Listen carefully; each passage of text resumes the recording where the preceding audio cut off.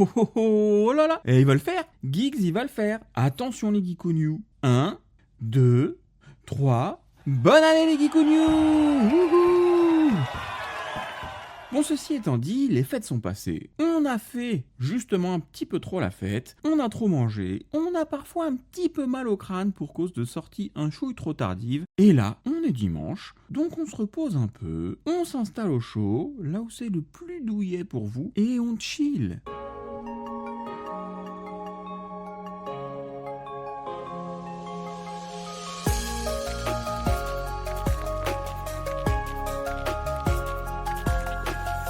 C'est parti pour supplément de chill et je vais commencer avec Stranger Things, mais pas celui que vous croyez, même si il est pas loin. Je vous parle ici du comics Stranger Things Kamchatka, publié en France chez Mana Books. C'est une bande dessinée, issue de l'univers de la série Netflix évidemment. Il y en a déjà une bonne dizaine de disponibles en VF, sans compter un très chouette livre sur les coulisses de la série Stranger Things dans l'envers du décor. Kamchatka est scénarisé par Michael Morici et des dessins de Todor Ristov. On se situe pas loin de la saison 4, puisqu'on remet les pieds en Union soviétique dans la prison de Kamchatka. Pas de gros spoil, hein, Hopper y passe un beau moment dans la série, donc je ne vous gâche rien. Ici, il fait froid, il y a du Démogorgon, il est d'ailleurs bien visible sur la couverture, mais surtout, il y a des complots très humains et très militaires. On suit une famille confrontée à cette machine infernale et oppressante qui va tenter de survivre et de sauver l'un des siens dans un environnement où le danger ne vient pas uniquement des monstres. C'est toujours très cool à lire, j'aime vraiment Stranger Things, donc pouvoir continuer après la série ou entre deux saisons, ça fait toujours plaisir. Lecture efficace, ça enrichit le lore de l'univers sans le bouleverser.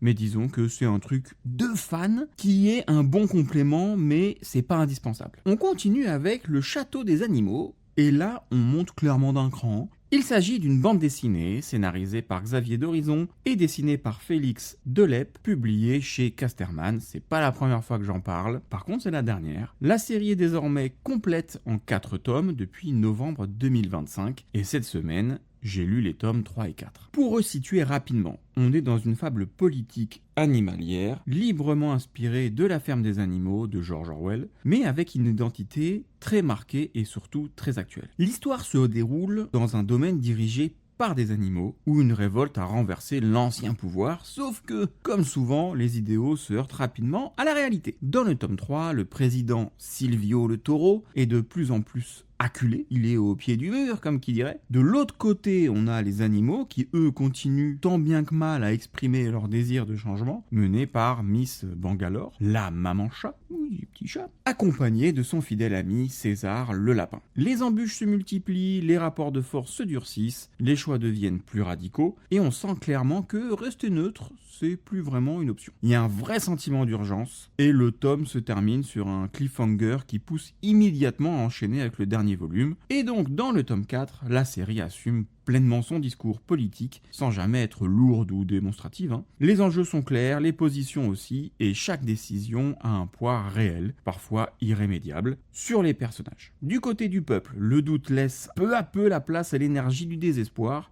Du côté du pouvoir, Silvio et sa meute de chiens deviennent de plus en plus dangereux, mais aussi de plus en plus fébriles. Franchement, c'est une superbe lecture, je vous laisse découvrir en lisant comment ça se termine, évidemment, pas de spoil ici. En tout cas, c'est abordable, c'est une série qui est attachante, intelligente, j'adore. Peu de lecture cette semaine, j'ai bien commencé un livre top secret, dont hélas je ne peux pas vous parler, même si j'en meurs d'envie. Par contre, je me suis vengé sur les visionnages, et là, on a clairement de quoi faire. Et on commence avec Joran, dont on a déjà parlé dans le podcast. Cette fois, j'ai terminé la série, 12 épisodes disponibles sur Crunchyroll. D'ailleurs, je parle tout le temps de vous, Crunchyroll, donc elle est où la sponsor là? Il serait temps, s'il vous plaît. Joran, The Princess of Snow and Blood, c'est un animé original sorti en 2021, produit par le studio Baken Record et réalisé par Susumu Kudo. On est dans un Japon alternatif, à l'ère Meiji, où le gouvernement tente de tirer les ficelles, parfois de manière assez violente. On peut clairement parler d'un régime autoritaire, ou les vilains. C'est surtout un prétexte pour envoyer de l'action. C'est pas hyper fin, mais ça fonctionne correctement, l'animation m'a plu, et l'héroïne, Sawa Yukimura, qu'on appelle parfois parfois Yuki, est quand même très stylé. Je vous le rappelle, si vous n'avez pas écouté l'épisode où j'en parlais déjà, son moteur principal, c'est la vengeance. J'avais aussi fait un parallèle avec Lady Snowblood. Alors oui, il y a forcément une inspiration, c'est évident, mais finalement ça s'arrête là. Lady Snowblood, c'est beaucoup plus dur, plus profond, plus violent, plus adulte aussi. Peut-être moins accessible au grand public, je sais pas, mais de mon point de vue, banger absolu. Bref, j'arrête la comparaison, elle n'a pas vraiment plus de sens que ça à ce stade. Dans Joran, on a quelques rebondissements un peu téléphonés, une histoire parfois un chouille foutraque, mais c'est joli. Il y a de bonnes idées, quelques interactions intéressantes, même si ça va pas toujours au bout. Sur la durée, j'ai trouvé que l'implication émotionnelle était un petit peu inégale. Certains passages sont très forts, d'autres plus distants, et je suis resté parfois davantage admiratif du travail visuel que réellement happé par l'histoire. Cela dit,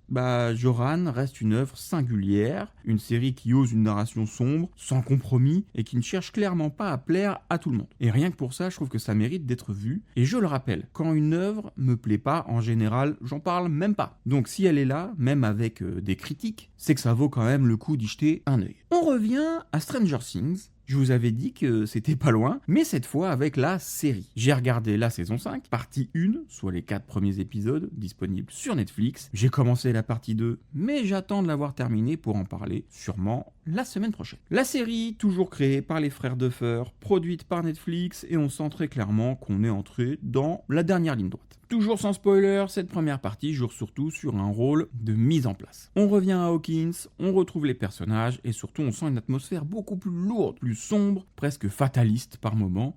Faut dire que le monde à l'envers fait vraiment partie du décor cette fois-ci et c'est exactement ce qu'on voulait. Enfin en tout cas moi. Ce que j'ai particulièrement apprécié, c'est que la série semble vouloir resserrer son propos, moins de dispersion, moins de sous-intrigues un peu inutiles là, et une vraie volonté de préparer quelque chose de conséquent pour la suite. J'ai aussi bien aimé le côté un peu Alice au pays des merveilles, Hansel et Gretel autour de Holly, la petite sœur de Mike. C'est étonnamment le personnage qu'on voit le plus, mais c'est bien amené, donc perso, ça me va bien. Le rythme est solide, la tension est bien là, même si on sent que c'est pas encore le moment des grandes explosions narratives. C'est une partie qui installe, qui prépare, qui pose des jalons, parfois prudemment, mais avec efficacité. Le 4e épisode, en revanche, annonce clairement l'envergure de la suite. Je vous dirai ça la semaine prochaine, du coup. Visuellement, c'est toujours très maîtrisé. La direction artistique reste impeccable avec ce mélange nostalgie, années 80 et d'horreur plus frontale qui fait vraiment l'identité de la série. C'est aussi pour ça qu'on vient chercher Stranger Things, je pense. Pour l'instant, je trouve que cette saison 5 démarre plutôt bien, sans chercher à en faire trop. Faudra évidemment juger l'ensemble une fois que j'aurai tout vu,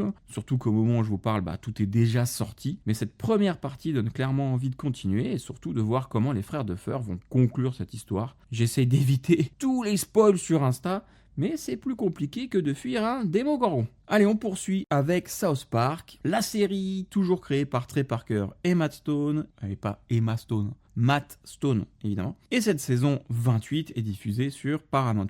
Pour l'instant, il n'y a que 5 épisodes, pas plus, et a priori, il n'y en aura pas plus, comme pour la saison 27. Toute petite saison, et rikiki saison de 5 épisodes. On aimerait qu'il y en ait plus, mais apparemment South Park maintenant, ça se fait rare. On peut quand même espérer des épisodes spéciaux, comme on en avait en 2023-2024, avec par exemple la fin de l'obésité, qui parlait du phénomène Ozempic. Franchement, c'est toujours aussi fort. South Park continue de faire exactement ce qu'elle sait faire de mieux, observer le monde, prendre le contre-pied et appuyer là où ça fait mal, politiquement, médiatiquement, culturellement. Cette saison s'attaque encore une fois à la politique américaine, aux dérives du pouvoir, à la figure du président et à tout ce qui gravite autour. Le monsieur Orange doit être très content qu'on parle encore de lui. Sans entrer dans les détails, South Park attaque frontalement l'actualité politique américaine, comme d'hab. On y retrouve notamment un duo Satan-Donald Trump, une présence de J.D. Vance en string, et même Jésus qui se retrouve à l'école dans un rôle de conseiller éducatif. Tout ce qu'on aime. C'est très frontal, très satirique, parfois méchant, mais jamais gratuit, et franchement ça fait du bien. La série cherche jamais à être consensuelle, et je crois que c'est aussi pour ça que j'aime South Park depuis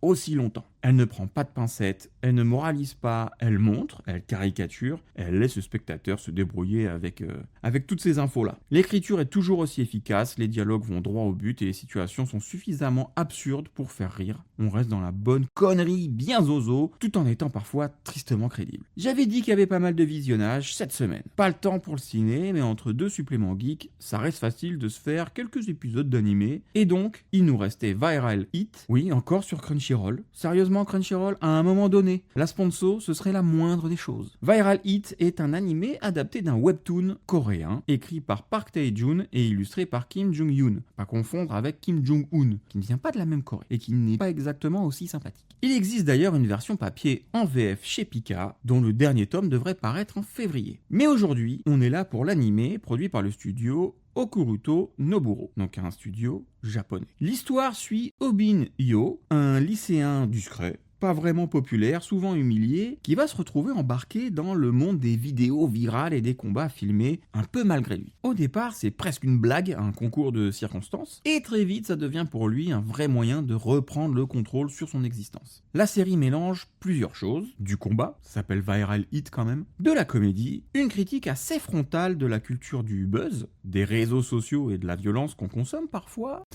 comme un spectacle, il faut l'avouer. Viral Hit ne se contente pas d'enchaîner les bastons, il y a aussi une vraie réflexion sur la honte, l'image de soi, le regard des autres, et la manière dont Internet peut à la fois détruire, mais aussi reconstruire quelqu'un. Ça parle aussi du fait que, dans certains cas, ça peut rapprocher, tout dépend de l'usage qu'on en fait en fait. Côté animation, c'est pas révolutionnaire, mais c'est lisible et dynamique. Il y a de petites fulgurances, comme aussi des moments un peu plus simplistes dans le design. Les combats en revanche sont bien chorégraphiés et servent le récit plutôt que l'inverse. Sur la durée, j'ai trouvé la série plutôt solide, avec une montée en puissance progressive, même si tout n'est pas toujours ultra subtil. Je rêve quand même de ne plus voir le cliché de la fille en détresse qu'il faut absolument sauver, mais en même temps, c'est aussi le fantasme très ancré chez pas mal de garçons. J'en fais peut-être partie.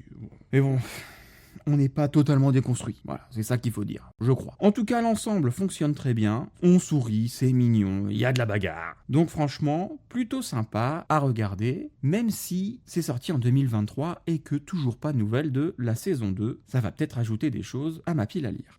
Et on passe donc à la mention spéciale de la semaine, qui va à... South Park.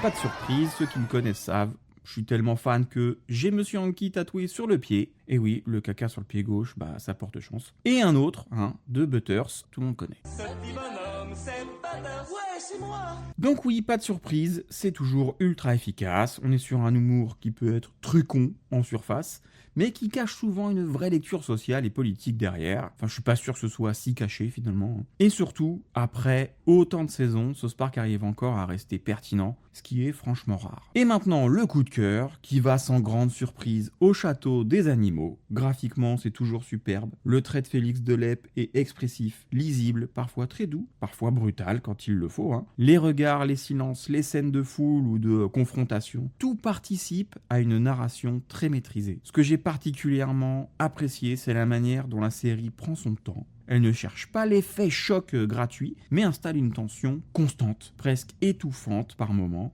surtout dans la dernière partie du récit. C'est une lecture dense, engagée, intelligente, qui fait confiance à son lecteur et qui mérite clairement qu'on s'y attarde. Je vous le conseille. Voilà mes petits lapins d'amour. On a fait le tour de ce supplément de chill. Pas mal de visionnage. On revient la semaine prochaine avec, je pense, la fin de Stranger Things, sûrement la fin de Yojimbo. Et j'ai commencé Geonosia, encore sur Crunchyroll. Si vous m'entendez, à bon entendeur. Mais je suis vraiment qu'au début au moment de l'enregistrement, donc je garde ça bien au chaud. Comme d'hab, venez me dire en commentaire ce que vous avez lu et vu cette semaine. On se retrouve très vite pour la suite, et mercredi pour un nouvel épisode de Supplément Geek qui sera bleu. J'en dis pas plus. Bon dimanche, et bon chill mes geekougnous. Hasta la vista, baby.